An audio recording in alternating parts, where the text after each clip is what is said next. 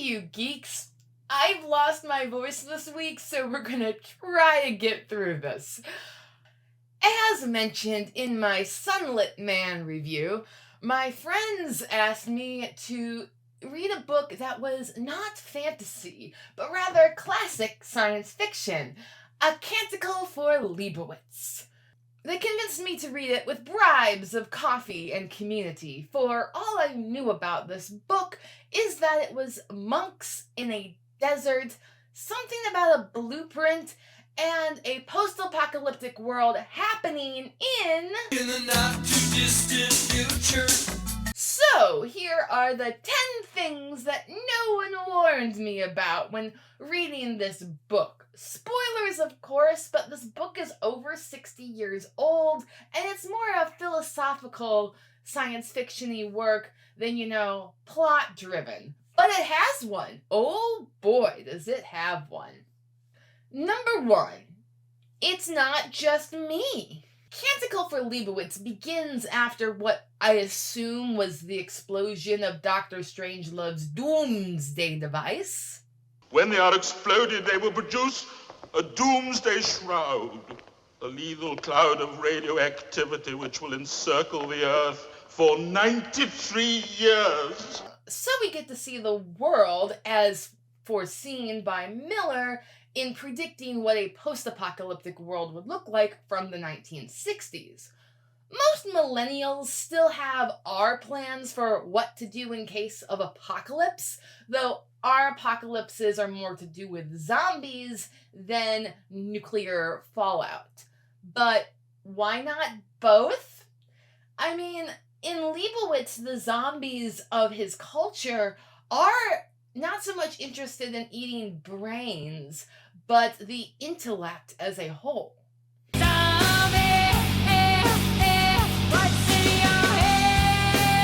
Pop culture today doesn't really seem to consider that the religions of today would survive some sort of apocalypse, though I know for myself that my post-apocalyptic plans do include making sure I have access to the Catholic sacraments, and the acquisition of a goat for survival purposes, and of Astrovan.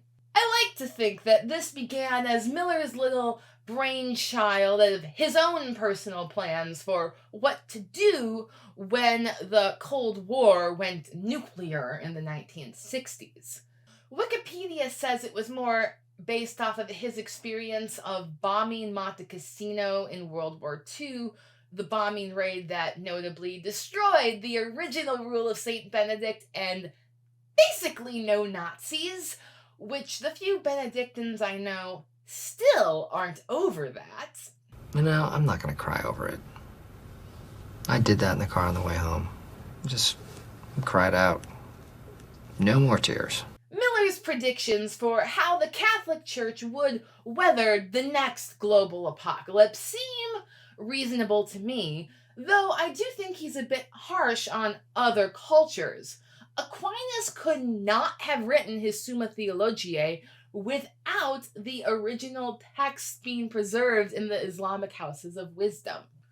Though I'll give Miller the benefit of the doubt and say that this lack of acknowledgement of outside influences may be a flaw in his characters that one could argue his book points out. Advocatus Diaboli. Contrary to what Jackie just said and the book's Hugo Award and all those positive reviews about it raising timeless questions of church and state, there are some things that this book gets totally wrong. For example, Miller puts the cause for Leibowitz's canonization in the hands of the Inquisition, which we all know has been in the purview of the Dicastery for the Doctrine of Faith since 1542. As everyone knows. While in 1959, when this book was released, the causes of saints had been heard by the Sacred Congregation of Rites since 1588. Though you would think Miller, with his, clairvoyant foresight, he would just know that it would be restructured into the Congregation for the Causes of Saints in 1968. What a poser. Take off, will you? We're doing our movie. Don't wreck our show, you hoser. I visited the congregation's office in grad school, and the Swiss Guard were so helpful. Because, you see, the church needs an avocatus diaboli. It needs someone to cast doubt, to ask those tough questions. You want me on that wall. You need me on that wall. Because without people like me, the church may have credited simple Francis's run-in with Benjamin as a miracle of the blessed Leibowitz, which it certainly was not. No, it's just your everyday encounter with an old Jewish wanderer who never dies. It was completely normal. Number 3, The Wanderer. Like any good Western, it begins with the nameless wanderer, inspiring Brother Francis, who also came to the Abbey, this time from Utah, whose future home country I was fortunate enough to visit earlier this fall. Though I was able to leave the Southwest with both of my eyes, which is more than I can say for the male characters who tend to leave the Abbey changed men. Brother Francis leaves with one eye covered, and the poet leaves with only one eye. It's only through progression that Brother Joshua can leave with both of his eyes, but he has a different cross to bear, that of the wanderer again, but this time to the stars. The men who had gone to take the starship and climb the heavens into a vaster uncertainty than any uncertainty faced by man on earth. They'd want much praying for. None was more susceptible than the wanderer to the ills that affect the spirit to torture faith and nag a belief, harrowing the mind with doubts. I really wish there was like a book or two that further explored this concept. Oh well. Number 4. There are so many one-eyed wanderers in this book that I almost began researching Odin references for my review, but I decided to keep it simple at the surface level, lest we be here all week. Comment below if you remember those black-framed inspirational posters from school that would say things like, "Character is what you do when nobody is watching you." Well, for Miller, someone is always watching you. And that never-sleeping eye is made manifest in your conscience. Fortunately, I acquired my own conscience this Halloween and can display it for you today. I'm your conscience. We haven't spoken for a while. How are you?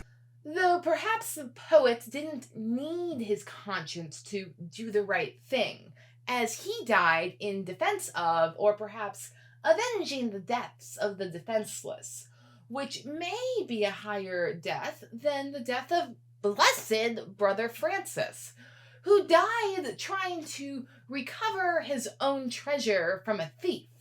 Such an act of vanity for a monk of poverty, but Brother Francis always did say in confession that his vanity was execrable, and he was right.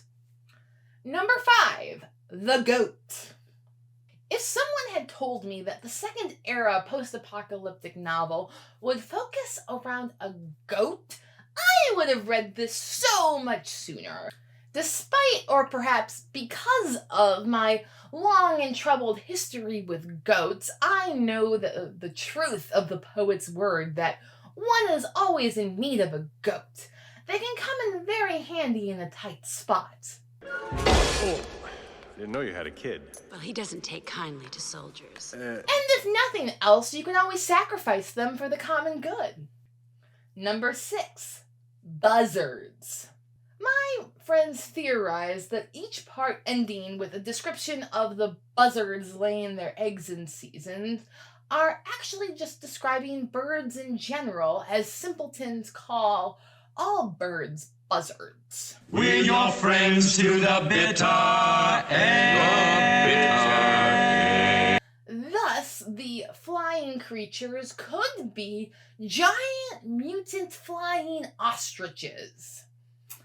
I don't really know if this enriches my reading of Canticle for Leibowitz, but I thought I'd share it here.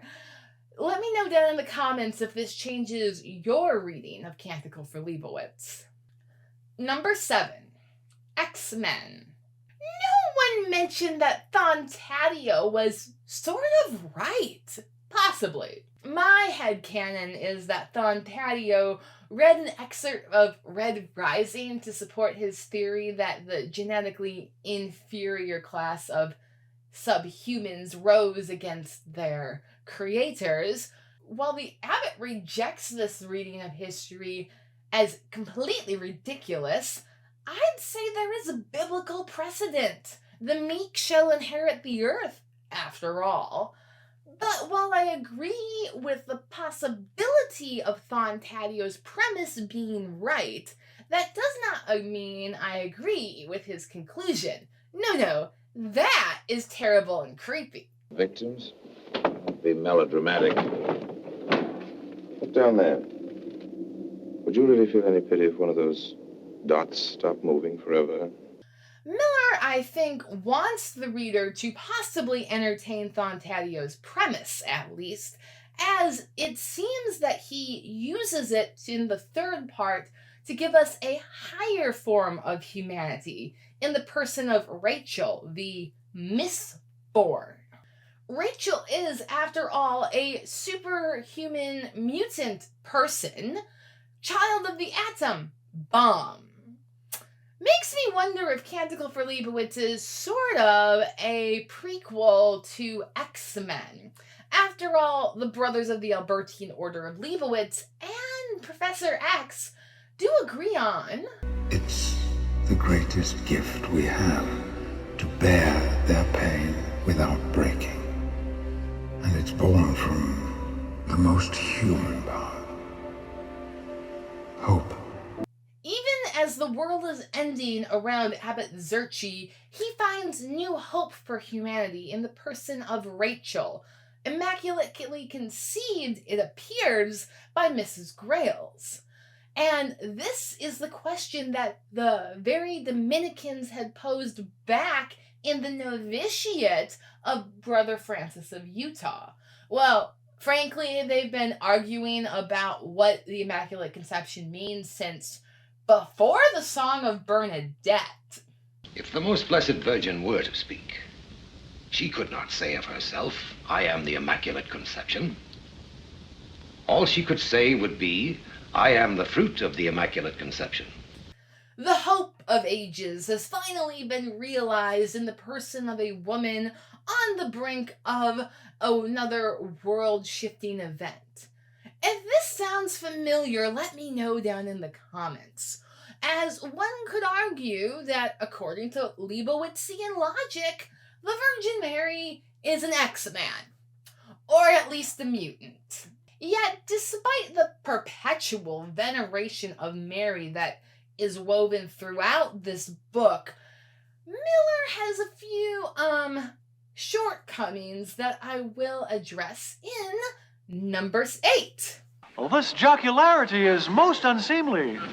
A Canticle for Leibowitz is a book about bros being bros, dude. Even dudes today who aren't Catholic really like to talk about the Swiss Guard's last stand.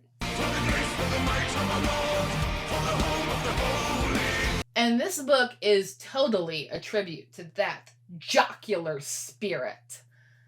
For even feeble Brother Francis of Utah prayed that he might put up a good fight, that the thief may only take his artwork over his dead body, which is a prayer that actually came true, if you think about it. And also, this is the same sort of spirit that led the world to destroy itself in the Third Age. Strange game. The only winning move is not to play. Although in the final age of Canticle for Leibowitz, New Rome is depicted as the voice of peace, let's not forget that during the first age of Canticle for Leibowitz, it was New Rome who called for war.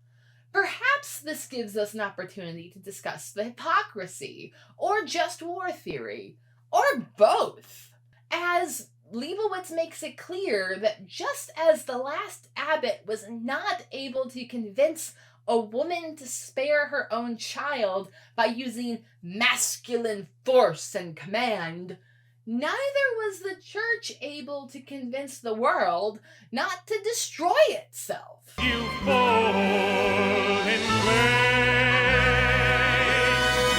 Would a feminine perspective have spared the world? Perhaps, if we acknowledge that the Song of Bernadette was a prequel of sorts to A Canticle for Leibowitz, we'd also have to acknowledge that even though at her time the feminine peasant underclass heroically stood against the male patriarchy, that faded in time and eventually failed.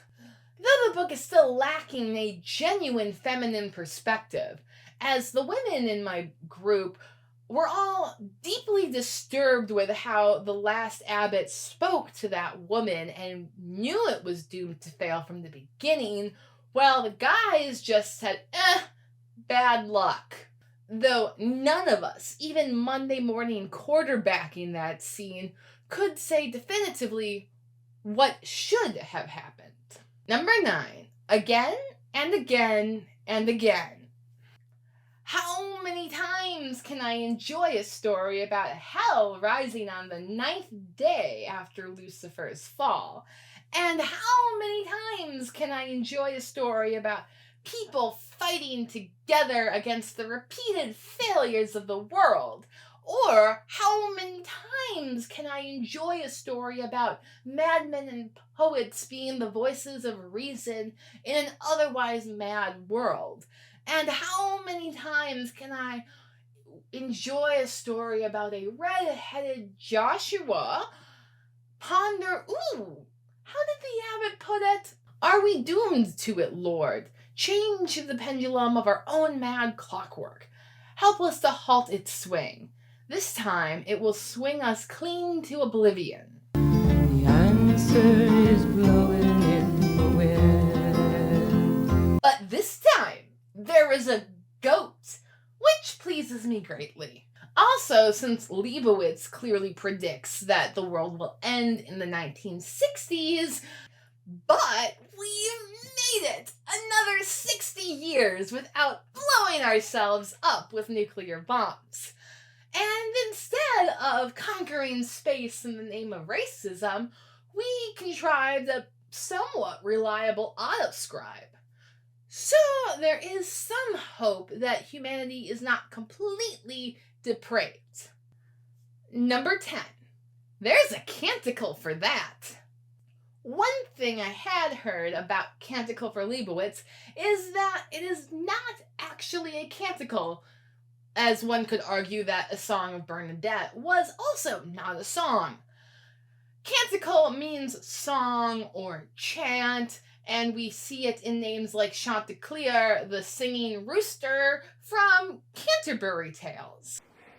Fine, well, it was allegorical. So, lo and behold, I think I found the appropriate canticle for Leibowitz. Sinners are in dread. Trembling grips the impious. Who of us can live with the consuming fire? Who of us can live with the everlasting flames? Perhaps this is the true unifying theme of canticles, that this is the part of the hero's journey where the fire turns to blood and sparks that divine intervention. But that's going to be food for further research, and comment down below if you want to see a video on that.